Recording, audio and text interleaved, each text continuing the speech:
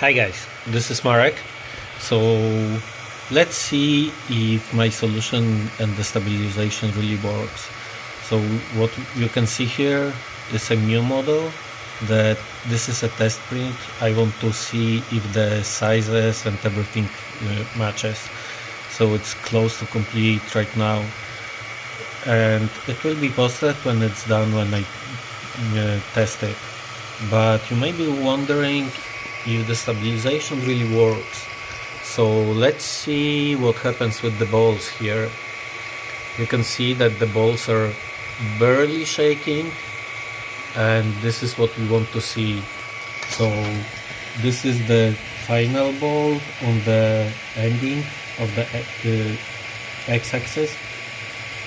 You can see it shaking, but it's shaking a little, then it stops for a moment sometimes, then it shakes again. So this is exactly what we want to see. And the last ball that I want to show you, let me see what is the best perspective. So this is the last ball that we can see. It's constantly shaking, where the other balls stay intact. And this is exactly what I wanted to see.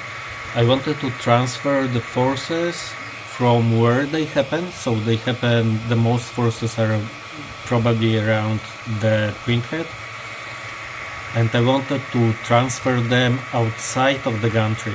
So you can see that the last ball is constantly shaking.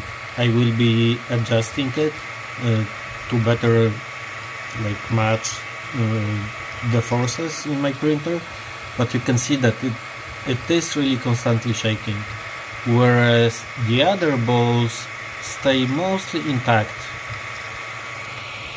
This ball is shaking a little, and then the last ball here is almost not shaking. Again, this is exactly what we want to see. We want to see the balls in the middle shaking only a little bit for a second, and then transferring the forces outside. So to me, this really works. I hope that you will enjoy it if you decide to buy it or design your own, and talk to you soon.